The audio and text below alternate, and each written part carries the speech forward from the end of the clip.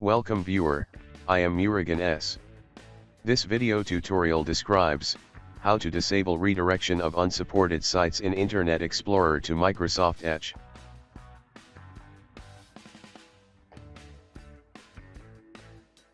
Click gear icon. Click Internet option. Click Advanced tab.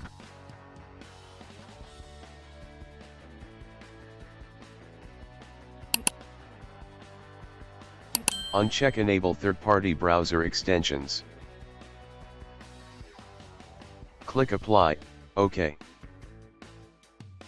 Restart the browser.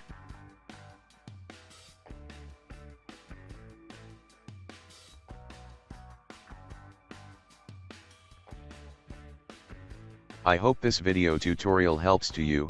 Please like, share and don't forget to subscribe my channel. Thank you very much. See you next video.